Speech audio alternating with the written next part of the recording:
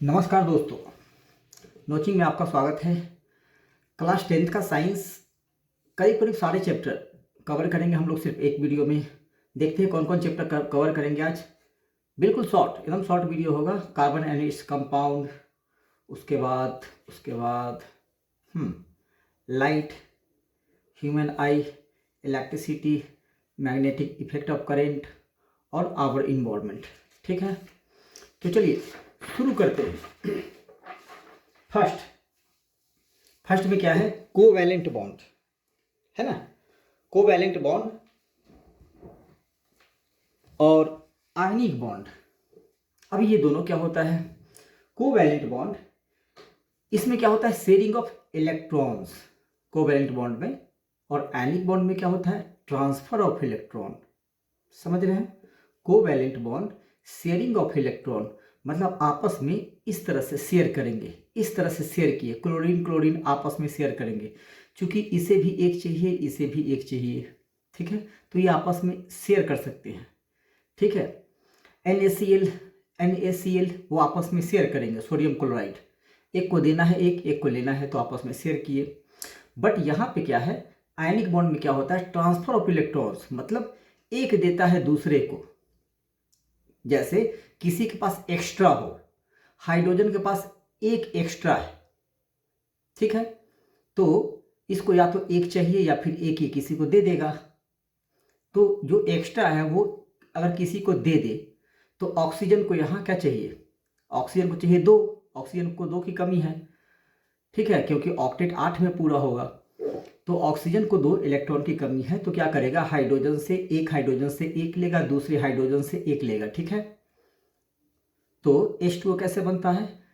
एक हाइड्रोजन एक दिया, एक हाइड्रोजन एक दिया, इसलिए H2 हो गया। ऑक्सीजन को चाहिए 2, तो एक हाइड्रोजन एक दिया, एक हाइड्रोजन एक दिया। ठीक है, तो बन गया H2O। तो यहाँ पे क्या किया है? हाइड्रोजन डोनेट किया है, तो जो देता है उस पर लगेगा क्या? प्लस साइन, और जो लेता है उस पर लगेगा माइनस साइन। ठीक है, आयनिक बॉन्ड में ऐसे ही होते हैं। साइन क्या होता है? कंपलसरी होता है लिखने में। जैसे NaCl बनता है NaCl। ठीक है, तो ये क्या करता है? सोडियम एक देता है, क्लोरीन एक लेता है, एक इलेक्ट्रॉन। ठीक है, तो ये है covalent bond, sharing of electrons. और यहाँ पे क्या है? Transfer of electrons. बस यही अंतर है। दूसरा कि जो आयनिक बॉन्ड होता है वो जनरली क्या होता है? जनरली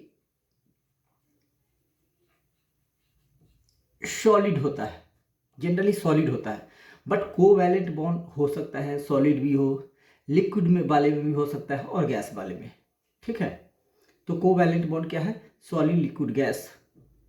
और जनरली आयनिक बॉन्ड किस में होता है? सॉलिड में। ठीक है, इसको ब्रेक करना काफ़ी मुश्किल होता है, इसको ब्रेक करना ईजी होता है। दूसरा कि इसका मेल्टिंग एंड बॉइलिंग पॉइंट काफ़ी हाई होता है आयनिक बॉन्ड का, बट कोवैलेंट बॉन्ड का melting and boiling point comparatively काफ़ी लो होता है। ठीक है, अब थोड़ा सा हम लोग आते हैं सैचुरेटेड और अनसैचुरेटेड हाइड्रोकार्बन। क्या है यहाँ पे? हाइड्रोकार्बन।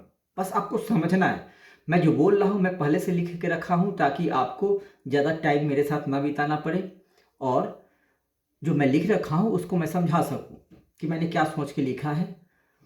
तो सैचुरेटेड हाइड्रोकार्बन क्या है? सैचुरेटेड हाइड्रोकार्बन वो होता है जनरली सिंगल बॉन्ड, जनरली नहीं सिंगल बॉन्ड ही होते हैं। सैचुरेटेड हाइड्रोकार्बन में क्या होता है? सिंगल बॉन्ड जो भी होता है वो होता है सैचुरेटेड हाइड्रोकार्बन। ठीक है, जैसे कि अल्केन, उसके बाद होता है अल्कीन ENE, उसके बाद होता है अल्काइन YNE। ठीक है, तो जो अल्केन होता है जैसे कि मीथेन, प्रोपेन, हेक्स, ब्यूटेन, ये सब जो हुआ, methane, propane, butane, methane, ethane, propane, butane, pentane, hexane, ये जितने भी हैं वो सारे होंगे अल्केन। तो ये होता है सैचुरेटेड।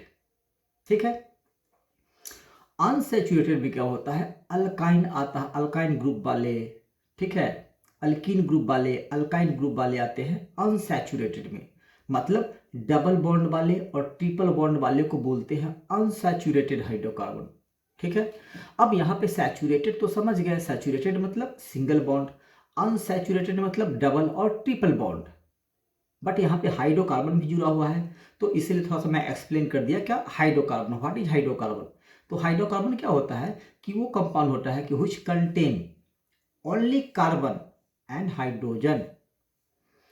ठीक है, वो कंपाउंड जिसमें सिर्फ कार्बन और हाइड्रोजन हो उसको बोलते हैं हाइड्रोकार्बन, जैसे CH4 मीथेन, ठीक है, C2H6 इथेन, ये सब सारे हुए हाइड्रोकार्बन। ठीक है, उसके बाद चैप्टर में है एक होमोलोगस सीरीज, और जो इंपॉर्टेंट है, हमें लग रहा है कि इस साल प्रोबेबिलिटी है, उसी को मैं करवा रहा हूँ, और जो इजीली हो भी जाए समझा के। कुछ होता है कि समझा के हम नहीं कर सकते उसको, कुछ को लर्न करना होता है, कुछ को काफ़ी एक्सप्लेन करना होता है, लेकिन वो टॉपिक मैं उठाया हूँ जो कि आप देख के समझ सकते हो, इसलिए मैंने उसी को चुना है, होमोलोगस सीरीज। अब ये सीरीज क्या होता है कि होमोलोगस सीरीज के पास क्या होता है कि सेम फंक्शनल ग्रुप होते हैं and have similar chemical properties, और सेम सिमिलर प्रॉपर्टी होता है केमिकल प्रॉपर्टीज, लेकिन एक से अगला मतलब प्रीवियस नेक्स्ट कितने से डिफर करता है, CH2, जैसे CH4। अब इसमें अगर आप CH2 ऐड कर रहे हो तो क्या हो जाएगा, C1 तो हो गया C2, और C4 और C2 तो कितना हो गया H6। अब ये मीथेन से क्या बन गया, इथेन। तो मीथेन इथेन ये सब जितने भी है, प्रोपेन ब्यूटेन, ये सारे हैं क्यों, कौन से सीरीज का, होमोलोगस सीरीज का। ठीक है, क्या होता है, same functional group, similar chemical properties and differ by CH2। ठीक है, अब हम आते हैं इस पे, केमिकल प्रॉपर्टी ऑफ जो कार्बन कंपाउंड है उसके केमिकल प्रॉपर्टीज क्या होते हैं। ठीक है, तो कार्बन कंपाउंड के केमिकल प्रॉपर्टी में कंबस्टेबल होता है, कंबस्सन कैसे कि जब मीथेन को CH4 प्लस OH2 के साथ रिएक्शन करते हैं तो कार्बन डाइऑक्साइड और हाइड्रोजन गैस और हीट लाइट रिलीज होता है, इसीलिए क्या कहलाता है, कंबस्सन मतलब दहन, ज्वलन, जलना। ठीक है, उसका ऑक्सीडेशन में क्या होता है, ऐड होता है, और रिएक्शन से पहले अलग अलग होगा, CH3 रिएक्शन किया H2OH के साथ, ठीक, मीथेन मिथेनॉल के साथ, तो क्या बना, एसिड। ठीक है, तो CH3 जब रिएक्शन किया CH2OH के साथ, किसके उपस्थिति में, अल्कलाइन पोटासियम परमैंगनेट के साथ, KMnO2, इसको बोलते हैं पोटासियम परमैंगनेट। ठीक है, तो बना CH3COOH, तो यहाँ पे ऑक्सीजन ऐड हुआ, पहले था एक ऑक्सीजन अब दो हो गया, तो एडिशन ऑफ ऑक्सीजन क्या कहलाता है, ऑक्सीडेशन। ये कार्बन कंपाउंड वाले आपने ऑक्सीडेशन रिएक्शन पढ़ा होगा, सब्स्टिट्यूशन भी पढ़ा होगा, है ना, वो कार्बन उसमें केमिकल इक्वेशन एंड रिएक्शन में, लेकिन ये अलग है, ये क्या है, केमिकल प्रॉपर्टी कार्बन कंपाउंड, यहाँ पे सिर्फ कार्बन कंपाउंड होंगे, मतलब हाइड्रोकार्बन। अब बात हो रही है किसकी, एडिशन रिएक्शन की। एडिशन रिएक्शन में क्या है कि पहले कार्बन 2 था और यहाँ पे कितने आ रहे हैं, 1 2 3 4। अब यहाँ पे एडिशन क्या हो गया, हाइड्रोजन का, हाइड्रोजन आके ऐड हो गए, इसमें हाइड्रोजन ऐड हो गए। ठीक है, तो इसीलिए कहलाया क्या, एडिशन रिएक्शन। सब्स्टिट्यूशन रिएक्शन में क्या होंगे, CH4 प्लस Cl2, अब ये Cl यहाँ पे कहीं ना कहीं आ जाएंगे। ठीक है, तो CH4 है तो CH3, एक क्लोरीन आ गया तो CH3Cl, क्लोरोमीथेन, इसका नाम क्या है, क्लोरोमीथेन, और हाइड्रोक्लोरिक एसिड HCl। अब हम पढ़ेंगे इसमें जो कार्बन कंपाउंड है उस चैप्टर में, एक आता है इथेनॉल और एक होता है इथेनोइक एसिड, जो कि बहुत ही इंपॉर्टेंट है और बुक में भी इसी का चर्चा किया गया है ज़्यादा। ठीक है, इथेनॉल को हम लोग बोलते हैं जनरली अल्कोहल, अल्कोहल मतलब तो आप समझते ही होंगे अल्कोहल क्या होता है, इसको पीने से नशा होता है, वही अल्कोहल है ये इथेनॉल। ठीक है, ये पानी में घुलनशील है, सोलुबल इन वाटर, इसके very low melting and boiling point होते हैं। दूसरा, ये हाईली फ्लेमेबल होता है, तुरंत जल आग लग जाता है इसमें। ठीक है, और इसका जो हम लोग यूज करते हैं वो मेडिसिन के लिए, कफ सिरप बनाने में और भी बहुत कुछ बनाने में, है ना। तो ये किसकी प्रॉपर्टी है? इथेनॉल की। और भी बहुत सारी प्रॉपर्टी है, लेकिन जो मेन लिखने हैं उसको हम समझाने की कोशिश कर रहे हैं। अब बारी आती है किसकी? प्रॉपर्टी ऑफ इथेनोइक एसिड, जिसको हम बोलते हैं एसेटिक एसिड। हाँ ये रहा एसेटिक एसिड, इसी को बोलते हैं इथेनोइक एसिड को। इसको जनरली हम लोग एसेटिक एसिड के नाम से जानते हैं। ये क्या होता है? कलर में कलरलेस होता है, बिल्कुल ये भी कलरलेस ही होता है, और क्लियर लिक्विड होता है, एकदम बिल्कुल साफ पानी की तरह, और हाईली सोलूबल इन वाटर, ये भी है सोलूबल इन वाटर, ठीक है ना। और ये भी एसिड, ये भी सोलूबल इन वाटर, डालते ही पानी में तुरंत मिल जाता है, घुल मिल जाता है। और इसके मेल्टिंग पॉइंट और बॉइलिंग पॉइंट, है ना, लो होते हैं। किसके? इथेनोइक एसिड के। तो हम लोगों ने इसको कर लिया। अब आते हैं नोमेनक्लेचर हेलो एल्केन्स का। हेलो एल्केन्स जिसमें आता है क्लोरीन और ब्रोमीन, आपने देखा होगा बुक में, ठीक है। तो इसको हम हेलो एल्केन्स को क्या पढ़ते हैं? अगर C3 है तो मीथेन, इथेन, प्रोपेन, है ना। एक क्लोरीन जुट गया तो क्या बोलेंगे? क्लोरो, जो ऐड हुआ वो पहले, और ये क्या है? मीथेन, इथेन, प्रोपेन, तो हो गया प्रोपेनन, ठीक है। चूंकि अल्केन है तो इसलिए ANE, अल्केन है ANE, तो क्या लिखेंगे? प्रोपेनन, सॉरी प्रोपेन। तो क्या होगा? क्लोरीन जुटा तो क्लोरो, और प्रोपेन जो इसका बेसिक मेन नाम है वो लिखेंगे। तो ये हो गया हॉलो अल्केन। और अगर यहाँ पे Br होता तो लिखते ब्रोमोप्रोपेन, है ना। अब है अल्कोहल। अल्कोहल को हम लोग सफिक्स ऐड करते हैं क्या? OL। अब मान लेते हैं इसी प्रोपेन में हम ऐड करेंगे अल्कोहल ग्रुप को, कैसे लिखेंगे? तो प्रोपेनॉल, प्रोपेन, प्रोपेन ऐसे होता है ना, PANE, तो E हटा देंगे और लगा देंगे OL, तो क्या बन गया? प्रोपेनॉल अल्कोहल, OL, ठीक है। अब अल्डिहाइड का ये पहला लेते हैं AL, ठीक। उसी तरह कीटोन का ये लास्ट वाला 3 लेते हैं ONE। यहां अल्डिहाइड का क्या लिए? AL। तो अल्डिहाइड का जो नाम लिखेंगे तो यहाँ पे क्या है? 2 1 3 कार्बन है, तो ये भी है प्रोपेन। अब उसको अल्डिहाइड ग्रुप का क्या होता है? CHO, OH, CO, COOH, ठीक है। ये है फंक्शनल ग्रुप। ये है अल्कोहल का OH, अल्डिहाइड का CHO, उसी तरह कीटोन का CO, कार्बोक्सिलिक एसिड का COOH, एसिड का COOH, ठीक है। बस आपको याद रखना है कि अल्कोहल में OL ऐड करते हैं, अल्डिहाइड में AL ऐड करते हैं, कीटोन में ONE ऐड करते हैं, और एसिड में OIC, और उसके बाद एसिड है तो नाम लिख देंगे। अब यहाँ पे आपने प्रोपेनॉल देख लिया, तो जब CHO हो तो पहले आपको पहचानना है कौन सा ग्रुप है, तो यह अल्डिहाइड ग्रुप, इसका मतलब, और यह है कौन? कार्बन कितने हैं? 2 1 3, 3 कार्बन है, इसका मतलब मीथेन, इथेन, प्रोपेन होगा। तो प्रोपेन है तो E हटा के क्या कर देंगे? AL, तो क्या हो गया? प्रोपेनल। उसी तरह कीटोन को E हटा के कर देंगे ONE, तो क्या हो जाएगा? प्रोपेनन, प्रोपेनन, NONE, ठीक है। तो बस आपको ये पहचानना है, ये है फंक्शनल ग्रुप। उसी तरह कार्बोक्सिलिक एसिड का OIC, तो यहाँ क्या है? प्रोपेन है, मीथेन, इथेन, प्रोपेन, कार्बन 1 और 2 3 हो गया, तो हटा देना है E को, क्या क्या जोड़ देना है? OIC, तो क्या होगा? प्रोपेनोइक एसिड, ठीक है। अब इलेक्ट्रॉनिक डॉट स्ट्रक्चर थोड़ा सा ये देख लो आप।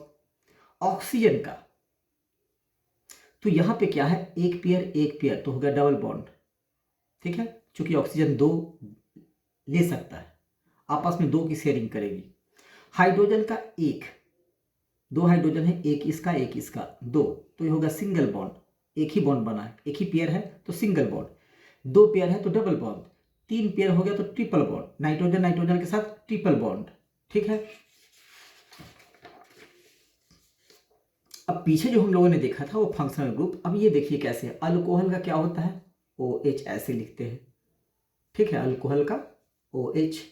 उसी तरह कार्बोक्सिलिक एसिड, उसी तरह अल्केन, अल्काइन, अल्कीन, कीटोन। अब कार्बोक्सिलिक एसिड तो लिखते ऐसे हैं, C OH, पीछे जो लिखा था COOH, ठीक है। कार्बन के 4 होने चाहिए, 1 2 3 4, है ना। यहाँ पे भी 1 2 3 4, यहाँ पे भी 2 3 4, यहाँ पे भी 1 2 3 4, यहाँ पे भी 3 और 1 4, यहाँ पे भी 2 2 3 4, ठीक है।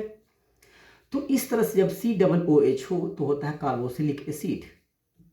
स्ट्रक्चर फार्मूला में इसका हम यूज करते हैं, कोई भी डाल दो यहाँ पे आप, ठीक है, यहाँ पे कुछ भी डाल दो, जैसे कि C, अब ये क्या हो गया, यहाँ पे H, यहाँ H, यहाँ H और यहाँ H, यहाँ H, तो क्या होगा C2H5 COOH, C2H5 COOH, carboxylic acid. तो ये क्या हो गया, ये methane ethane propane, propanoic acid, ठीक है। ये कौन सा एसिड हो गया, प्रोपेनोइक एसिड, ठीक है। अब आते हैं, यह है ना प्रोपेनोइक एसिड, C2H5 COOH,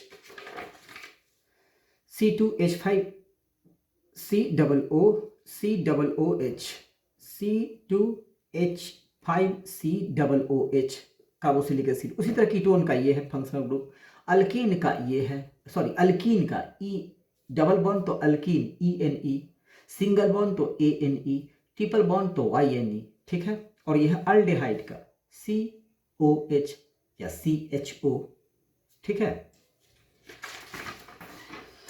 अब हम लोग देखते हैं क्या इलेक्ट्रॉनिक डॉट स्ट्रक्चर भी कभी कभी पूछतेगा, ये तो मैं छोटा सा लिया हूं, और भी बना सकते हो आप, ठीक है ना। तो इलेक्ट्रॉनिक डॉट स्ट्रक्चर हमें देखना क्या है, कार्बन के 8, 1 2 4 6 2 8, हाइड्रोजन भी 2 बैलेंस है, ठीक है, और यहाँ भी बैलेंस है। तो इस तरह से हम लोग इलेक्ट्रॉनिक डॉट स्ट्रक्चर बनाते हैं, ठीक है। यहाँ पे कार्बन 6 to 8, हाइड्रोजन इसका और इसका दोनों मिला के 2 हो गया हाइड्रोजन का भी, और इसका 6 और 2 8, इसका 6 और 2 8, हाइड्रोजन का 2, ठीक है। अब लिखेंगे structure formula, pentanoic acid, 1 butyne, heptanol और पेंटानॉल, 1 पेंटानॉल, ठीक है। अल्कोहल है ना, अल्काइन, ठीक है। तो हम आते हैं पहले pentanoic acid, pentanoic 5 carbon, 1 2 3 4 5, acid COOH, तो ऐसे लिख सकते हो आप COOH, ठीक है। Butyne triple bond, YNE triple bond, methane ethane propane butane, चूंकि 1 पे लगा है, ये इस तरह से जो ग्रुप का साइन है वो ट्रिपल बॉन्ड का ई कार्बन के 1, तो हम लिखेंगे 1 ब्यूटाइन। अगर ये यहाँ पे कर दोगे तो होगा 2 ब्यूटाइन, ठीक है। वो सीरियली हम लोग जिस फंक्शनल ग्रुप जिस तरफ से कम होते हैं उस तरफ से काउंट करते हैं। अब इस तरफ से कार्बन 1 2 3 4 5 6 7 हम नहीं लिखेंगे, 7 हेप्टानॉल नहीं लिखेंगे, हम लिखेंगे यहाँ पे क्या 1 हेप्टानॉल, ठीक है। चूंकि कार्बन के पहले कार्बन पे लगा हुआ है फंक्शनल ग्रुप, ठीक है, तो इसको हेप्टानॉल भी बोल सकते हो, 1 हेप्टानॉल भी बोल सकते हो। Pentanol, methane ethane propane butane pentane, और OH है तो अल्कोहल, क्या होगा पेंटानॉल, ठीक है। अब एक उसी में है सोप एंड डिटर्जेंट, ठीक है। तो व्हाट इज सोप, साबुन जो हम लोग यूज करते हैं कपड़े धोने के लिए। तो सोप और सोडियम सॉल्ट, कौन सा सॉल्ट है, सोडियम सॉल्ट, किसका, कार्बोक्सिलिक एसिड का, ठीक। लंबा सा चेन होता है इसका, लॉन्ग चेन, इसके 2 इंड होते हैं, एक होता है आयनिक इंड, ठीक है। तो आयनिक इंड में क्या होता है कि the ionic end of soap interacts with water के साथ इंटरैक्ट करता है, आयनिक इंड वाटर के साथ।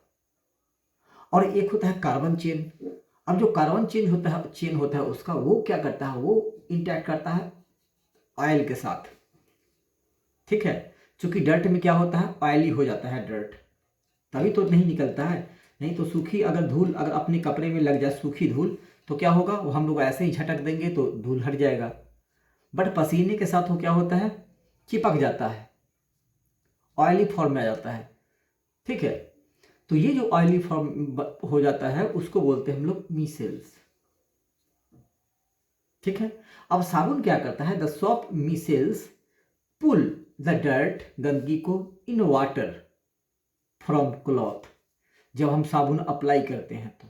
ठीक है ना, दो इंड, एक इंड क्या करता है, पानी से इंटैक्ट करता है, और एक इंड जो उसमें कपड़े में जो गंदगी डर्ट चिपका हुआ उसको पकड़ता है, इंटैक्ट करता है। ठीक है, और क्या होता है कि दोनों इंड अलग हो जाते हैं, पानी वाले पानी में मिल जाते हैं और डर्ट वाले गंदगी के रूप में। जब कपड़े आप धोगे तो देखना गंदगी डर्ट ऐसे ही दिखेगा आपको। ठीक है, तो इस तरह से क्लॉथ से डर्ट बाहर आ जाते हैं।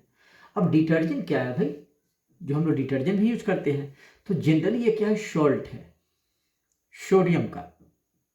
ठीक है, कौन से एसिड का, सल्फोनिक एसिड। कि detergent are generally sodium salt of sulphonic acid with chloride and bromide, इसके आयन होते हैं। ठीक है, आपको पता ही है जो आयन होंगे इसमें भी आयन थे। आयनिक इंड क्या होता है, लॉन्ग चेन होता है, इसके हाइड्रोकार्बन का चेन होता है। और सबसे बड़ी इसमें खासियत क्या है कि they remain effective in hard water. Soft hard water में इफेक्टिव नहीं होता, बट ये क्या होता है, हार्ड वाटर में भी काफी इफेक्टिव होता है डिटर्जेंट। ठीक है, तो चलिए ये था कार्बन एंड इट्स कंपाउंड, जो भी हमको शॉर्ट में समझ में आया कि इतने कम समय में अभी फिलहाल कुछ तो समझाने की कोशिश करूँ। जब नेक्स्ट बैच में जब शुरू करेंगे तो हम एक एक चीज एक एक ए से लेके जेड तक समझाएंगे। ठीक है, फिलहाल आप कम समय में, मेरे पास भी एक्चुअली उतनी सारी रिसोर्सेज हैं नहीं कि मैं आपको उस तरह से समझाऊं कि आपको भी मजा आए देखने में। बट कम समय में मैं मेहनत किया हूँ, लिखा हूँ अलग से, ताकि आपका टाइम कम लगे। चूँकि थोड़ा सा टाइम मेरे वीडियो पे होता है लोगों को, अभी स्टार्टिंग है तो विश्वास होगा उसके बाद ही आप देखोगे। ठीक है ना, चलिए विश्वास जगाने के लिए मैं कोशिश कर रहा हूँ।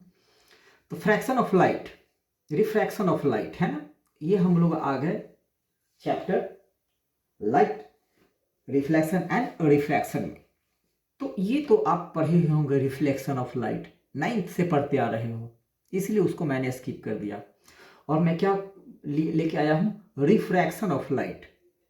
तो ये जो रिफ्रैक्शन होता है वो क्या होता है कि बेंडिंग ऑफ लाइट होता है। लाइट किसी भी, जैसे ग्लास हुआ, कोई एक मीडियम से दूसरे मीडियम के बीच में कोई ऐसा चीज है ट्रांसपेरेंट या रिफ्लेक्टिव ऑब्जेक्ट जिससे कि होके लाइट गुजरे, ऑपिक नहीं, जिससे कि होके लाइट गुजरे।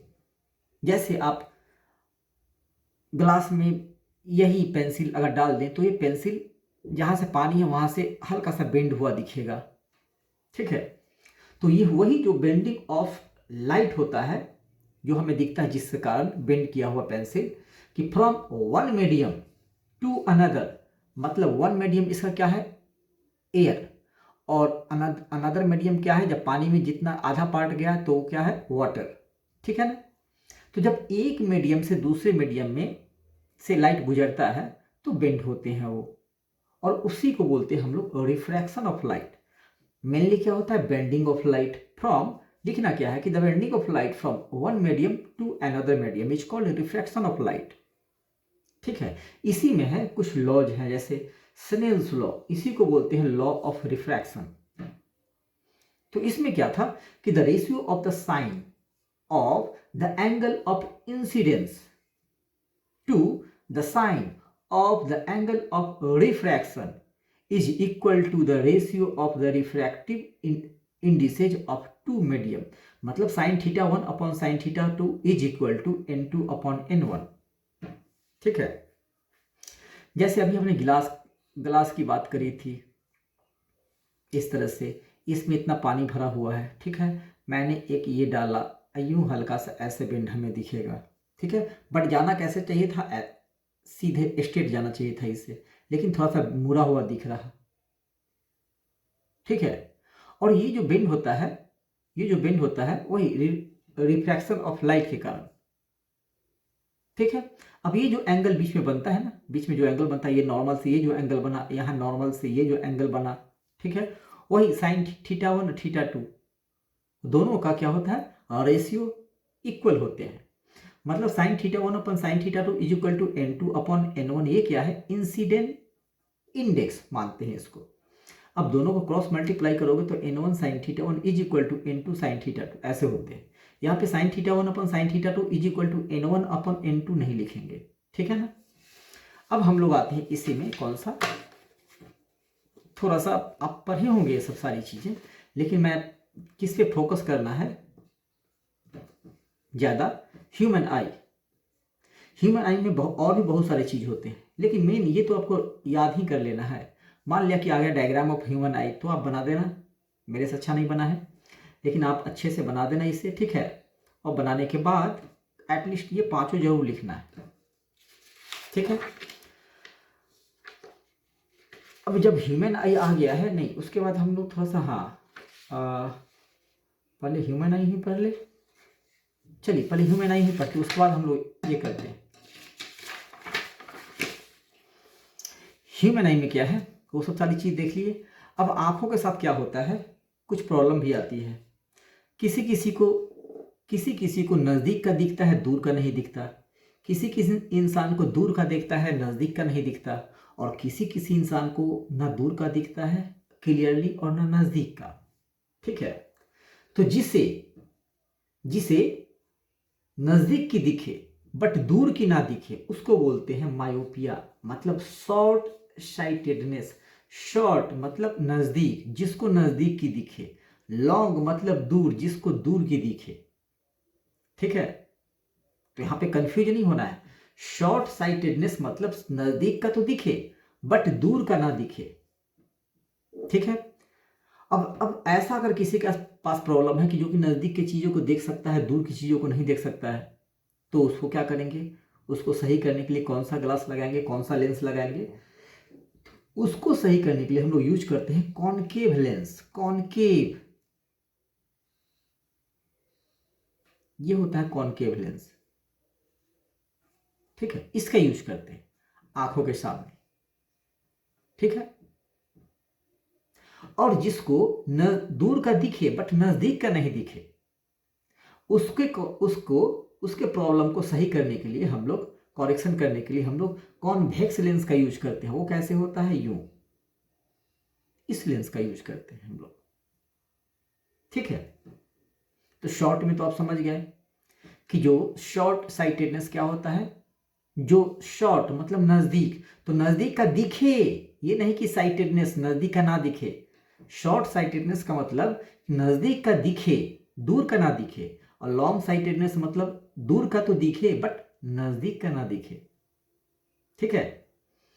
तो इसको सही करने के लिए, शॉर्ट साइटेडनेस को या मायोपिया को सही करने के लिए हम लोग कॉनकेव लेंस का यूज करते हैं। और हाइपरमेट्रोपिया को करेक्ट करने के लिए हम लोग कॉन्वेक्स लेंस का यूज करते हैं। बट जिसके पास दोनों हो भाई, तो शॉर्ट का भी ठीक से नहीं दिख रहा, नजदीक भी या दूर भी, तो उसको बोलते हैं प्रेस बायोपिया। इसमें दोनों चीज होता है, मायोपिया भी और मिक्सचर है, मायोपिया और हाइपरमेट्रोपिया। ये होता है मेनली जब इंसान बड़े बुजुर्ग हो जाते हैं तब, ठीक है, एज के कारण। और इसके तो बहुत सारे कारण हैं, हमारे खान पान, मोबाइल तोबाइल, बहुत सारी चीजें हैं, ठीक है। इसको सही करने के लिए चूंकि इसमें दोनों प्रॉब्लम है, तो इसीलिए इसमें हम लोग कॉनकेव कॉन्वेक्स दोनों लेंस का यूज करेंगे, जिसको बोलते हैं बाइफोकल लेंस। बाइफोकल, बाई मतलब दो, जिसके दो फोकल लेंथ हो, समझ गए। अब इसको यूज करने के लिए, अब ये तो हो गया कि बाइफोकल लेंथ यूज करते हैं, लेकिन जो ऊपर वाला पोजीशन है वो होना चाहिए कॉनकेव। अब जो नीचे वाली पोजीशन है शीशे का, वो होना चाहिए क्या, कॉन्वेक्स लेंस का, ठीक है। एक चीज और आता है, किसी को दिखता ही नहीं है बिल्कुल, है ना, साफ ही नहीं दिखता है इनको। तो चलो, प्रेस बायोपिया में क्या होता है कि ना दूर का दिखता है क्लियरली, ना नजदीक का दिखता है क्लियरली। क्लियरली का मतलब दिखता है, लेकिन जो विजुअलिटी है उसकी, कैसे वो इमेजिन करता है कि ये इंसान है, गाय है, भैंस है, लेकिन कैसा है क्लियरली वो नहीं दिखता। लेकिन कैटरैक्ट में क्या होता है कि बिल्कुल दिखता ही नहीं है, समझ लो कि अंधा। ठीक है, तो जब ऐसा हो गया, जैसे कि जिसको किसी को मोतियाबिंद हो जाता है, क्या इसको क्या बोलते हैं, मोतियाबिंद,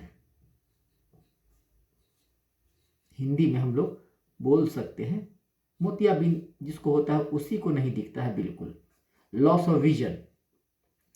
तो इसका भाई करेक्शन करने का, सही करने का एक ही उपाय है, सर्जरी। ऊपर जो लेयर चढ़ जाता है लेंस के ऊपर, उसको सर्जरी करके हटा दिया जाता है। ठीक है, जैसे हम लोग ग्लास लगाते हैं और ग्लास में ऑयल के हाथ से छुओ पहले तो धुंधला दिखेगा, फिर उसको जब हम लोग साफ कर देते हैं तो क्लियर दिखने लगता है। बिल्कुल वही चीज़ है, लेकिन इसमें वैसा नहीं है। इसमें क्या है कि इसमें के लेयर आ जाता है ऊपर में लेंस के ऊपर, वही ऑपरेशन के द्वारा उसको हटाया जाता है, तो ये कैटरैक्ट की प्रॉब्लम सॉल्व हो जाती है। अब आती है बारी प्रिज्म। आपने पढ़ा होगा प्रिज्म, रेनबो इसी पे बेस्ड है कि जब व्हाइट लाइट, सनलाइट क्या होता है, सनलाइट को बोलते हैं व्हाइट लाइट, पीला लगता है देखने में। ठीक है, तो जब व्हाइट लाइट किसी प्रिज्म पे पड़ता है तो 7 रंग निकलता है। वो जो स्पेक्ट्रम जो होते हैं वो 7 कलर का, ठीक है, ये स्पेक्ट्रम 7 कलर का, जिसमें red, orange, yellow, green, blue, indigo, violet. ठीक है, अब सबसे मेन चीज है यहां ध्यान देने की कि जो डाइवर्जन है ना, कि सबसे कम डाइवर्ज होता है रेड और सबसे ज्यादा होता है वायलेट। समझ गए, रेड और वायलेट। यहां पे आप देख सकते हैं रेड सबसे पहले है, यहां पे कम मुड़ता है, ये इसके एंगल ये कम बनाता है, और ये बहुत ज्यादा मुड़ जाता है ये वायलेट। समझे,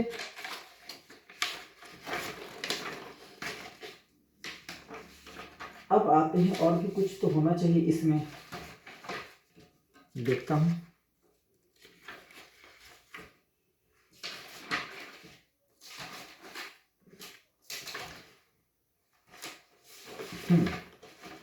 अब हम लोग आते हैं किसमें, इलेक्ट्रिक करंट। नहीं, हाँ, कुछ क्वेश्चन और भी हमने कर रखा है उसी का, लाइट का है। जैसे कुछ क्वेश्चन ऐसे ही, मतलब ये एक्सप्लेनेशन है, इसी में समझ लो कि क्वेश्चन का आंसर भी आप लिख सकते हो। कैसे, वो देख लीजिए, आप समझ लेना। रेनबो, रेनबो क्यों आकाश में बनते हैं, हमेशा बारिश होने के बाद ही बनेंगे, समझ गए। और जिस साइड सन होगा उसके बिल्कुल अपोजिट ही बनता है रेनबो, अपोजिट ऑफ द सन। अगर सन इस तरफ है, ठीक है, ये ईस्ट है, ईस्ट, ये वेस्ट। अगर सन इस तरफ है, ऐसे जा रहा है, ऐसे जा रहा है, तो अपोजिट साइड में बनेंगे। शाम में अगर सन इधर है तो इस तरफ बनेंगे। मतलब आप समझ लेना कि सन के बिल्कुल अपोजिट साइड, सन यहां तो रेनबो यहां, सन यहां तो रेनबो यहां, अपोजिट डायरेक्शन में। बनता कैसे है, बनता कैसे, बिल्कुल वैसे ही, ये आया, ये आया, यहां पे टकराया, ठीक है, यहां पे निकलता गया ऐसे ही, लाइट वाटर ड्रॉपलेट्स पे टकराते हैं, ठीक है, फिर ये इस तरह से निकलते जाते हैं 7 कलर में। मतलब एक प्रिज्म का काम करता है। तो rainbow is form due to dispersion, ये याद रखना है कि डिस्पर्सन ऑफ लाइट, ना ही रिफ्लेक्शन ना ही रिफ्रैक्शन। यहां पे क्या होता है, डिस्पर्स, छितरा जाता है, बिखराव होता है लाइट का, समझ गए। डिस्पर्सन ऑफ लाइट, रिफ्रैक्शन नहीं, डिस्पर्सन, ठीक है। प्रिज्म में रिफ्रैक्शन होता, बट यहां पे चूंकि ये सर्कल है, ठीक है, तो rainbow is form due to dispersion of light due to tiny droplet of water. Which act as prism की तरह काम करता है। मैंने स्टार्टिंग में बताया था प्रिज्म की तरह काम करता है, ये 7 रंग ऐसे निकलते हैं, बट यहाँ पे थोड़ा सा कॉन्सेप्ट अलग है, यहाँ पे वर्ड अलग है, यहाँ पे वर्ड यूज करना है डिस्पर्सन ऑफ लाइट, ना कि रिफ्रैक्शन ऑफ लाइट। ठीक है, तो ये क्वेश्चन भी आप लिख सकते हो, क्वेश्चन अगर इसी से रिलेटेड जाता तो ये आंसर आप लिख सकते हो। एटमॉस्फेरिक प्रेशर ड्यू क्या होता है, ट्विंकलिंग ऑफ स्टार। यह एडवांस में अगर सनसेट या सनराइज होता है, डिले सनसेट या एडवांस सनराइज, अगर 6:50 में आप सूर्योदय हो गया तो आप ये मत समझना कि सूर्योदय अभी हो चुका है, 2 मिनट बाद होने होगा। रियल में कितने मिनट बाद होगा, 2 मिनट बाद, लेकिन सूर्य हमें पहले 2 मिनट पहले ही दिख जाता है, एडवांस सनराइज। बट जब हम देखते हैं कि सूर्य अब डूबा है ना, लेकिन वो अब डूबा तो अब नहीं, 2 मिनट पहले ही वो डूब चुका होता है। तो सनसेट क्या होता है, लेट, और सनराइज क्या होता है, एडवांस। ठीक है, ये ड्यू टू एटमॉस्फेरिक प्रेशर के कारण। तो atmospheric pressure is the cause of twinkling the star. दूसरा, एक तो ये हो गया, दूसरा एडवांस सनराइज, वो भी होता है एटमॉस्फेरिक प्रेशर के ही कारण। तीसरा, डिले, लेट से सनसेट होता है, वो भी होता है एटमॉस्फेरिक प्रेशर के ही कारण। ठीक है, next, scattering of light causes the blue colour of sky. मतलब कि स्काई का कलर ब्लू क्यों होता है, तो आप लिख सकते हो कि the blue colour of sky किस कारण होता है, due to scattering of light. ठीक है, तो यहां पे कलर की बात आ रही, यहां पे क्या आ रही, कलर की बात। यहां पे आ रही रेड, रेड कलर की बात।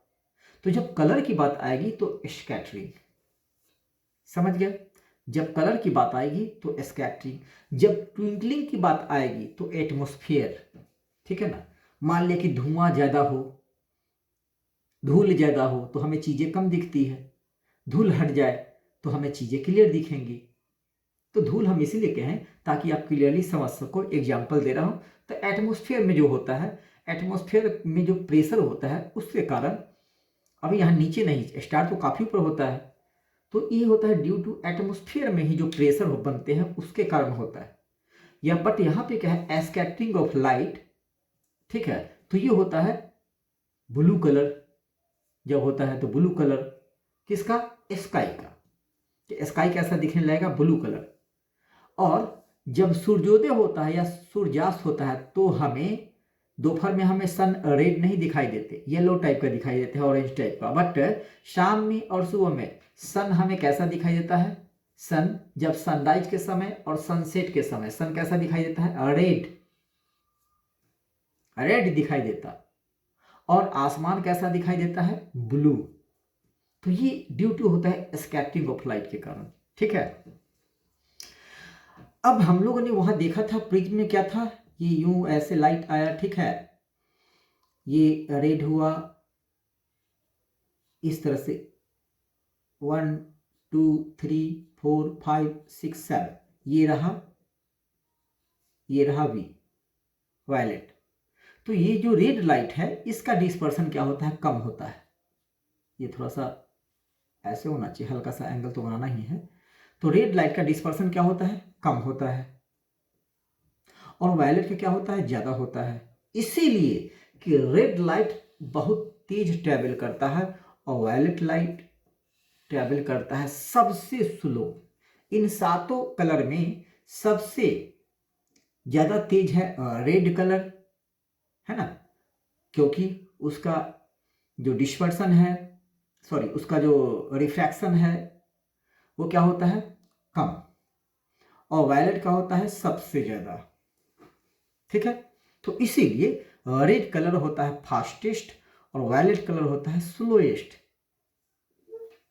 रेड कलर इसलिए हमें दूर तक दिखता है और वायलेट कलर दूर तक नहीं दिखेगा, क्योंकि ये दूर तक ट्रैवल कर सकता है कम समय में। अब है रेंज ऑफ विजन क्या होता है भाई, तो distance between far point and near point of eye. जो हमारी लिमिटेशन है कहाँ से कहाँ तक देखने की और कम से कम कहाँ तक 20 सेंटीमीटर तक, उसी को बोलते हैं रेंज ऑफ विजन। ठीक है, चलिए तो ये कंप्लीट हो गया जैसे भी हो लाइट। अब आते हैं इलेक्ट्रिक करंट पे। इलेक्ट्रिक करंट, तो what is electric current? Flow of electric charge. Electric current क्या है? फ्लो ऑफ इलेक्ट्रिक चार्ज है। Electric current is the flow of electric charge. ठीक है, और ये फ्लो कैसे करता है? तो जो इलेक्ट्रॉन का मूवमेंट होता है उसके opposite it flows the opposite direction of the movement of electrons. ऐसा यूनिट क्या होता है? एम्पियर। इलेक्ट्रिक चार्ज का क्या होता है? Coulomb. 1 ampere is equal to 1 coulomb per 1 second. Coulomb per second, ampere is equal to coulomb per second. ठीक है, तो यह है इलेक्ट्रिक करंट चार्ज।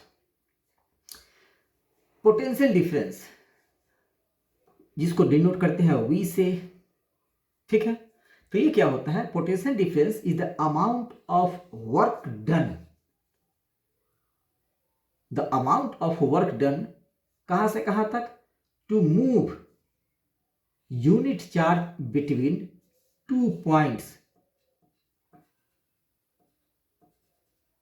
यहां से लेके यहां तक में, मान लेते एक पॉइंट यहां से यहां तक में जो अमाउंट कितना काम करना पड़ा हमें, ठीक है, उसी को बोलते हैं पोटेंशियल डिफरेंस।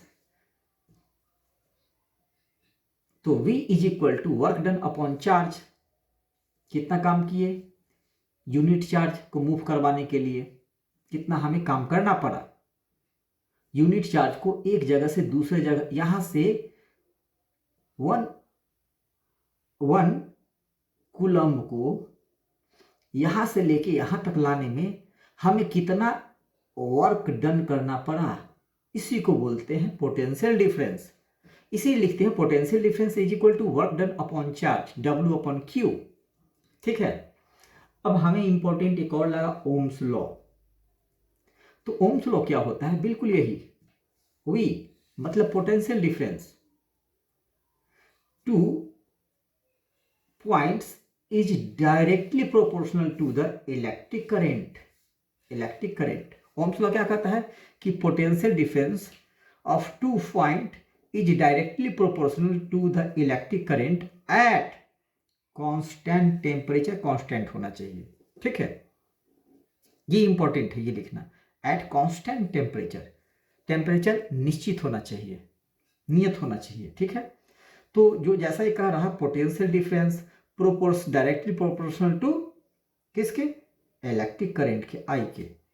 तो V proportional to I, then V is equal to, proportionality का साइन हटाएंगे, इक्वलिटी का साइन लगाए तो यहां पे एक कांस्टेंट हमें लिखना होता है जो कि है R। I तो पहले से है ही, तो V is equal to RI। अब यहां पे R क्या है? यही तो कांस्टेंट है जिसको बोलते हैं रेजिस्टेंस।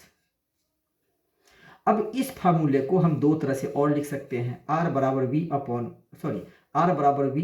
I और I बराबर V अपॉन R। ठीक है, अब यहाँ पे रेजिस्टेंस जो आया है, रेजिस्टेंस ये क्या होता है भाई? तो ये प्रॉपर्टी होता है किसी भी कंडक्टर का। रेजिस्टेंस क्या होता है? किसी भी कंडक्टर की प्रॉपर्टी होती है रेसिस्ट करने की, कि कितना करंट उससे फ्लो कर सकता है। रेजिस्टेंस क्या है? कि ये एक प्रॉपर्टी है किसी भी कंडक्टर की।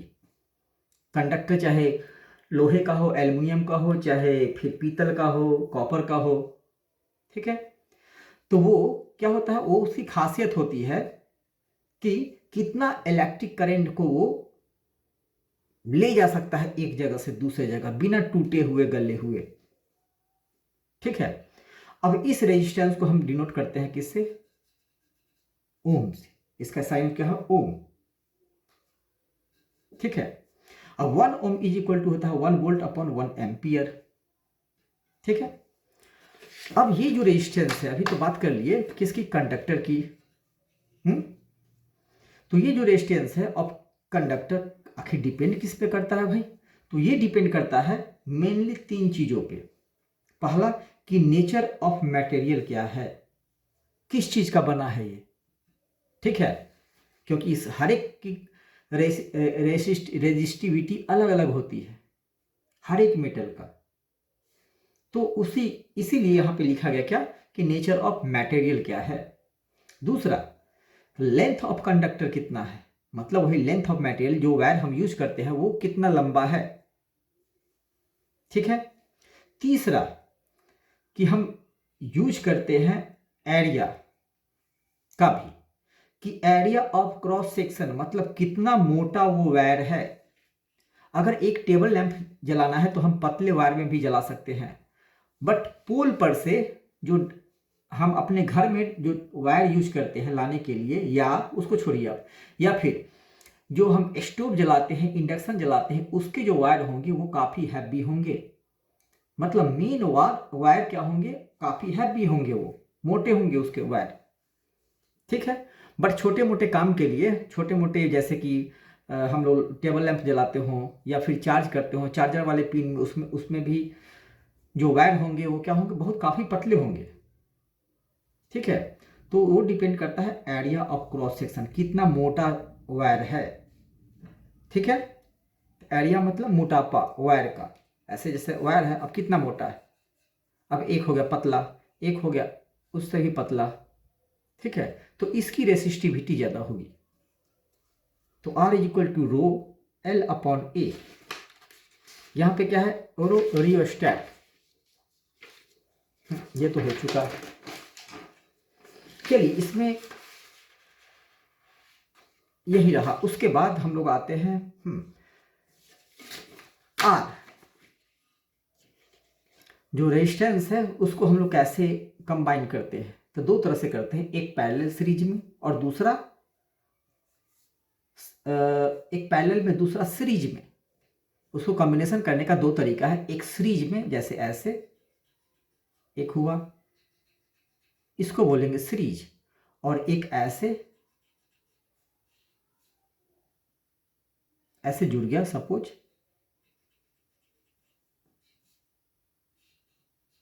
ये जो ये पैरेलल हुआ, ये हुआ सीरीज, ये हुआ पैरेलल।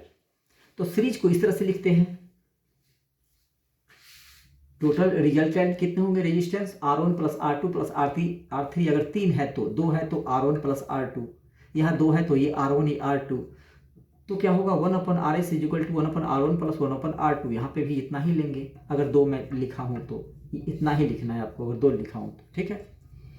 आपने देखा होगा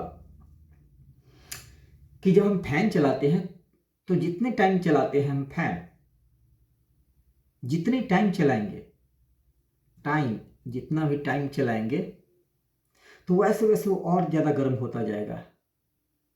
अगर थोड़ा सा चलाओ 1 मिनट के लिए, फिर ऑफ करो, हल्का गर्म होगा। आधे घंटे की चलाओ तो ज़्यादा गर्म होगा, 2-3 घंटे के लिए चलाओ तो और ज़्यादा होगा, है ना। तो ये क्या है, ये जूल्स क्या कहते हैं, ये जूल्स लॉ है। वो कहता है कि कोई भी अप्लायंस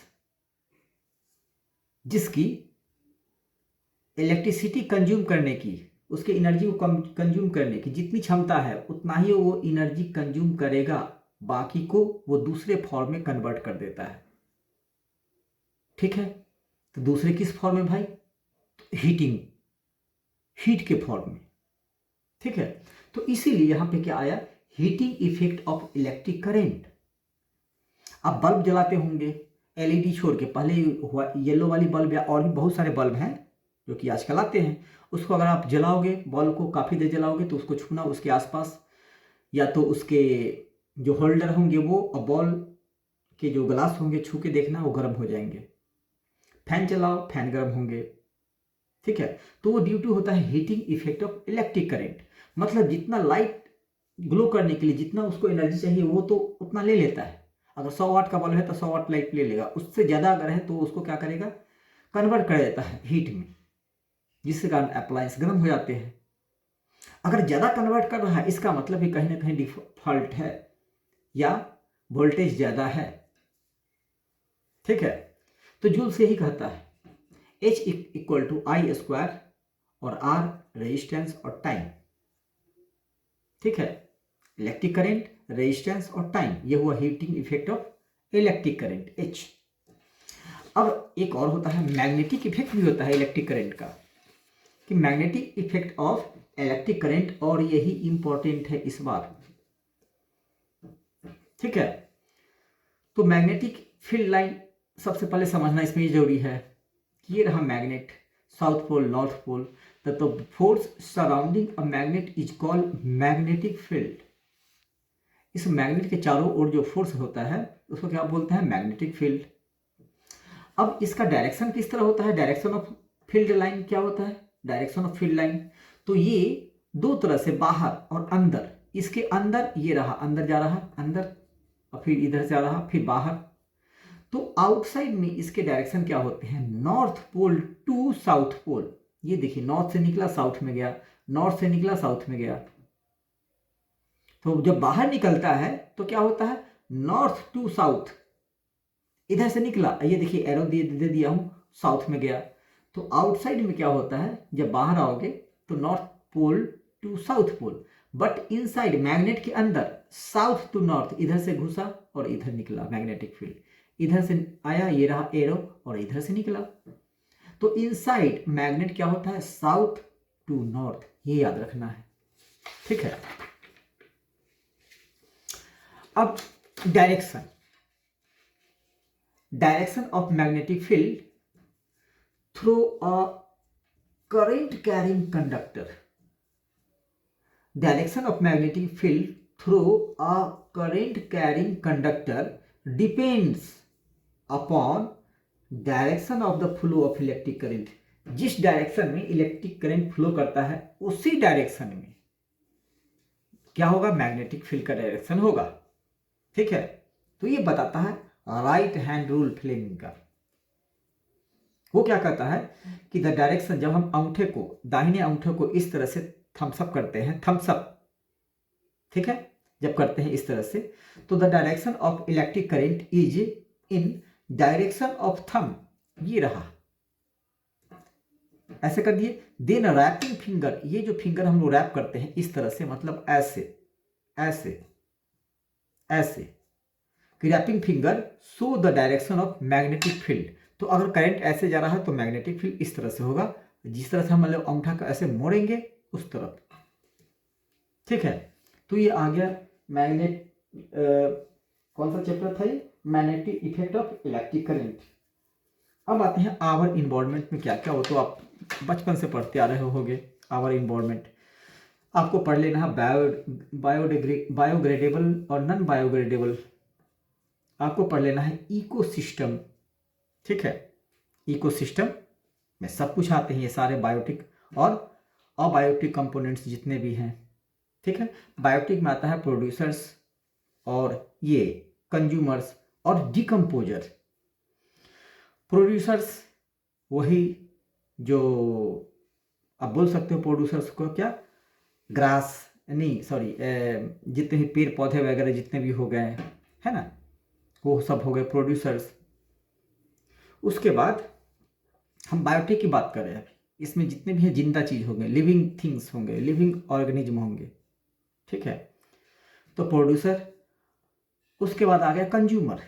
कंज्यूमर में क्या होता है, हार्बीवोरस होते हैं, कार्निवोरस होते हैं, पारासाइट होता है और ओमनीवोरस होता है।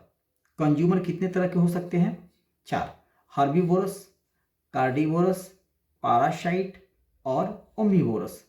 अब ये हार्बीवोरस में कौन कौन से आते होंगे, वही जो हर्ब मतलब कि पेड़ पौधे है ना, जो पेड़ पौधे खाते हो, घास खाते हो, साग सब्जियां खाते हो, सिर्फ मतलब चिकन मटन मछलियां ये सब नहीं खाते हो, फ्लेश मांस नहीं खाते हो, उसको बोलते हैं हर्बीवोरस। एग्जाम्पल में आपके सामने है काऊ, है ना। उसके बाद कार्निवोरस में वही चीज है जो कि क्या खाते हो, सिर्फ मांस। कार्निवोरस का मतलब सिर्फ मांस और कुछ नहीं, घास फूस भी नहीं, सिर्फ मांस खाएगा, नहीं तो मर जाएगा, उसको बोलते हैं कार्निवोरस, जैसे लायन, टाइगर, ठीक है। उसके बाद होता है पैरासाइट। मतलब ये क्या करता है, अपना खाना किसी और लिविंग ऑर्गेनिज्म पे डिपेंड होके बनाता है, मतलब उसी से मिलता है इसको, है ना।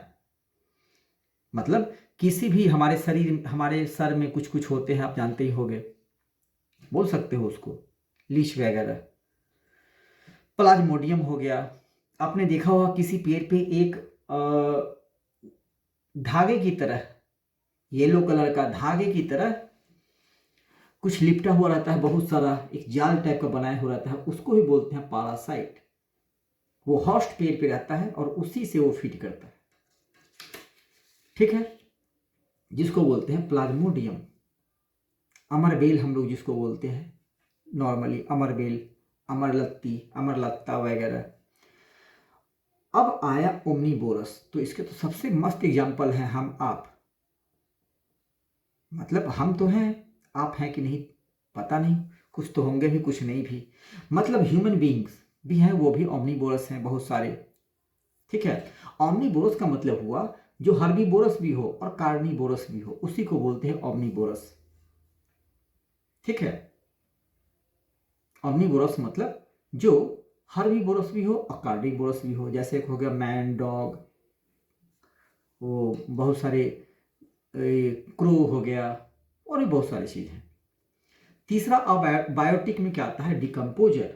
अब डिकम्पोजर वो होता है जो बेचारा कुछ नहीं करता है, हम लोग का छोड़ा हुआ, है ना, सारी चीज़ तो हम लोग खा नहीं जाते हैं। अब मछली खाओगे आप तो सारा मछलियाँ तो खा नहीं जाओगे, है ना, उसे कांटा तो फेंकोगे ही। सब्जियाँ खाओगे तो बहुत सारे सब्जी होते हैं, ऐसे छिलके होते हैं, वो तो नहीं खाते हैं, है ना, उसके जड़े नहीं खाते हैं, फेंक देते हैं। तो वो आखिर जाता कहाँ है, वो डिकम्पोज हो जाता है मिट्टियों में, ठीक है। अगर आप एक रोटी का टुकड़ा किसी मिट्टी में फेंक दो, 10 दिन बाद या 1 हफ्ते बाद ही देखोगे तो वो रोटी का टुकड़ा आपको नजर नहीं आएगा, या आएगा भी तो एकदम मिट्टी में मिला हुआ। क्यों? बैक्टीरिया के कारण, फंगी के कारण, वो डिकम्पोज हो जाता है। उसको ये छोटे छोटे जो माइक्रो ऑर्गेनिज्म है उसको खा जाते हैं, डिकम्पोज कर देते हैं उसको। अब आते हैं अबायोटिक कंपोनेंट, ठीक है। अबायोटिक कंपोनेंट में होता है लिविंग और नन, सॉरी, अबायोटिक में होता है नन लिविंग, बायोटिक में है लिविंग, तो अबायोटिक में नन लिविंग कंपोनेंट्स, जैसे हो गया water, land, air, nitrogen gas, oxygen gas, protein, carbohydrate, vitamin जो हमारे शरीर में होता, ये सब हुआ अबायोटिक कंपोनेंट, ठीक है। अब पढ़ लेना है एक फूड चेन, बचपन से पढ़ते आ रहे हो, बहुत 2-4 साल पहले से ही। फूड वेव, वो बनता है वेव चैन में, इस तरह से आपको लिखना है, बना देना है ना, कि ग्रास को कौन खाता है, ग्रास ऊपर, उसका उसको कौन खाता है, क्रो, ईगल, उसको कौन खाता है, उसको कौन खाता है, लास्ट में लॉयन, सबको ही खा जाता है ना। और वेव में क्या होता है, इस तरह से बनाना है आपको, है ना, ये ग्रास, क्रो या कुछ भी, उसको खाया कोई और, उसको खाया कोई और, लास्ट में वही टाइगर और लॉयन, है ना। इस तरह से चेन बन जाता है, ये वेव इस तरह से बन जाता है, ठीक है, कि यहाँ इसको ये खाया, फिर इसको लास्ट में ये खाया, फिर इसको ये खाया, फिर लास्ट में इसको ये खाया। तो इस तरह से आप देखे होंगे बुक में कि चेन, वो वेव बना होगा, इसको बोलते हैं चेन, इसको बोलते हैं वेव। तो दोनों चीज़ है सेम ही, बट थोड़ा सा जब वो ड्राइंग करना हो तो उसके अलग हो जाते हैं। तो फूड चेन में इस तरह की ड्राइंग, फूड वेब में इस तरह की ड्राइंग, ठीक है। अब एक बड़ा ही इंपॉर्टेंट है ट्रॉपिकल लेवल, उसे पढ़ लेना है। ये 3 तरह के प्रोड्यूसर होते हैं, प्राइमरी होते हैं, सेकेंडरी होते हैं, ठीक है। तो टॉपिक लेवल पे प्रोड्यूसर और प्राइमरी और सेकेंडरी, बट इसमें क्या होता है कि 10% energy is transferred to next topic level. अगर यहाँ 1000 है तो यहाँ पहुंचेगा सिर्फ वो 100, इसका 10% ये कंज्यूम करेगा। अब ये जितना कंज्यूम कर रहा है, मतलब इसको, इसके हिस्से कितना आया, 100 किलो जूल। अब इससे ये यूज करेगा तो कितना करेगा, सिर्फ 10 किलो जूल, 100 का 10%, सेकेंडरी। अब जब इसको मिला 10 किलो जूल, तो फिर यहाँ जो फाइनल कंज्यूमर है वो क्या करेगा, 1 किलो जूल, इसका 10%। मतलब स्टार्ट हुआ 1000 किलो जूल से, लेकिन फाइनली यहाँ तक कितना आया, 1 किलो जूल। यही तो है ट्रॉपिक लेवल। ठीक है, तो ये आपको पढ़ लेना है ट्रॉपिक लेवल। और उसके बाद ओजोन लेयर ये पढ़ लेना है ना। ओजोन लेयर इससे रिलेटेड, उसका वही पॉल्यूशन से रिलेटेड है ना। ठीक है, यही सब क्वेश्चन बस आएंगे। ठीक है, उम्मीद है कि चलिए, हाँ एक चीज़ और छूट गया यहाँ, सेलेंस वाला तो बता दिया था। हाँ, ये जो लेंस में एक न्यूमेरिकल भी आएंगे। ठीक है, या तो इस पे आएंगे मिरर फार्मूले पे, या फिर ये जो लेंस फार्मूला होता है माइनस वाला, इस पे आएंगे। ठीक है, तो आपको पता होना चाहिए कि कोई ऑब्जेक्ट अगर मिरर के लेफ्ट साइड में है, लेफ्ट साइड में ये एक्सिस है, ये एक्स एक्सिस, ये एक्स डैश, ये वाई डैश, ये ओ, इस साइड जो भी आएंगे बनेंगे इमेज या ऑब्जेक्ट, वो होंगे पॉजिटिव। इस साइड जो भी होंगे वो होंगे निगेटिव। समझ गए? मतलब इस साइड पॉजिटिव, इस साइड पॉजिटिव। ये अगर लाइन ऐसे है, एक्स एक्सिस अगर मानते हो उसको वाई एक्सिस, ठीक है, तो इस साइड क्या होगा, पॉजिटिव, और लाइन के इस तरफ निगेटिव। अब लाइन के ऊपर पॉजिटिव और लाइन के नीचे अगर यहां कोई इमेज बन रहा तो ये निगेटिव, ये लेके चलना है। ठीक है, अब ऊपर पॉजिटिव, लाइन के एक्स एक्सिस के नीचे निगेटिव, वाई एक्सिस के राइट पॉजिटिव, वाई एक्सिस के लेफ्ट निगेटिव। अगर कोई ऑब्जेक्ट यहां पे रखा हुआ है लेफ्ट में, वाई एक्सिस के लेफ्ट साइड में, मतलब एक्स एक्सिस के ऊपर, तो ये क्या होगा, निगेटिव। समझ गए? अब एफ, तो ये जो फोकल लेंथ है, एफ की जो बात करें फोकल लेंथ की, ये कॉनकेव मिरर का होता है निगेटिव। ध्यान रखना है, कॉनकेव मिरर का फोकल लेंथ निगेटिव इस साइड होता है। ठीक है, और कॉनकेव लेंस का भी होता है निगेटिव। ध्यान रखना है किसका, कॉनकेव का निगेटिव, चाहे मिरर हो चाहे लेंस हो। और कॉन्वेक्स का क्या होता है, पॉजिटिव, ऐसे वाले का पॉजिटिव। ठीक है, इधर इधर होंगे फोकल लेंथ, बट ऑब्जेक्ट इस तरफ रहेगा, ऐसी इमेज बनता है। ठीक है, तो इसका क्या याद करना है कि फोकल लेंथ कॉनकेव मिरर का होता है नेगेटिव, और कॉनकेव लेंस का भी होता है negative, but focal length of mirror होता है पॉजिटिव, और focal length of convex lens का भी होता है फोकल लेंथ पॉजिटिव। अब आपको याद कर लेना है कि कोई ऑब्जेक्ट है ना, ये रहा सी, ये रहा एफ, बियॉन्ड सी है तो कैसा इमेज बनेगा, बिहाइंड सी है, इन्फिनिटी पे है तो कैसा बनेगा, बियॉन्ड सी है तो कैसा बनेगा, है ना, एट सी है तो कैसा बनेगा, बिटवीन सी एंड एफ है तो कैसा बनेगा, और एफ और पी पोल के बीच में है तो कैसा बनेगा। ठीक है, वो याद कर लेना है। नेचर उसमें लिखा हुआ होगा, आपके बुक में ही है, नेचर ऑफ इमेज, वो याद कर लेना है। ठीक है, तो ये है mirror formula. Mirror formula depend करता है लेंस कौन सा। अगर कॉनकेव मिरर है तो हम क्या लेंगे, एफ को लेंगे निगेटिव। यहाँ पे एफ क्या हो जाएगा, जो भी अगर दिया हुआ कि 15 सेंटीमीटर अगर फोकल लेंथ है कोई ऑब्जेक्ट जिसका इतना सेंटीमीटर की दूरी पे है, और 15 सेंटीमीटर अगर उसका फोकल लेंथ है, ठीक है, तो ऑब्जेक्ट यू, तो बात अगर करते हैं हम इस लेंस की, कॉनकेव लेंस की, तो ऑब्जेक्ट का क्या होगा, -10 अगर दिया हुआ है सेंटीमीटर, सॉरी 10 सेंटीमीटर दूर रखा हुआ है तो हम -10 लेंगे। ध्यान रखना है, समझ गए? उसी तरह फोकल लेंथ क्या लेंगे, माइनस में। ठीक है, कॉनकेव मिरर हो चाहे लेंस हो। अब एफ लेंगे कॉन्वेक्स मिरर का या लेंस का पॉजिटिव। सारे क्वेश्चन इसी पे बन जाएंगे। उसके बाद आता है पावर ऑफ लेंस। तो पावर ऑफ लेंस मतलब एफ निकाल दोगे आप और 1/f की वैल्यू डाल दोगे तो आ जाएगा पावर ऑफ लेंस। इसको बोलते हैं, कैसे डिनोट करते हैं, डायप्टर में। अब आता है मैग्निफिकेशन ऑफ कॉन्वेक्स लेंस या कॉन्वेक्स मिरर, मैग्निफिकेशन। तो ये होता है m magnification is equal to v। v मतलब इमेज ऑफ ऑब्जेक्ट, और ये क्या है? ऑब्जेक्ट। बट ये v क्या है? डिस्टेंस।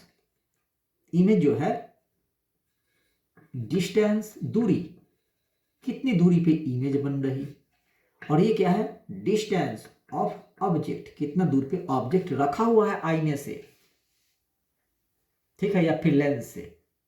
तो v किसको डिनोट करता है? Distance of image. और u किसको डिनोट करता है? Distance of object. अब यहाँ पे क्या है? hi और ho मतलब हाइट ऑफ इमेज और हाइट ऑफ ऑब्जेक्ट। तो हाइट मतलब कि कितना बड़ा इमेज बना, इतना छोटा बना इमेज, या फिर इतना छोटा बना। पॉजिटिव है तो ऊपर में, लाइन के ऊपर, निगेटिव है तो लाइन के नीचे। समझ गए? तो ये तो आप इसी दूर से निकालोगे तो पढ़े ही होगे, कर सकते हो इसे आप, ठीक है ना। तो ये रहा कुछ चीज़ें जो कि एक बार रिमाइंड करवाने की कोशिश किया। वैसे तो आप तैयारी कर ही चुके होंगे, ठीक है। चलिए, तो धन्यवाद देखने के लिए।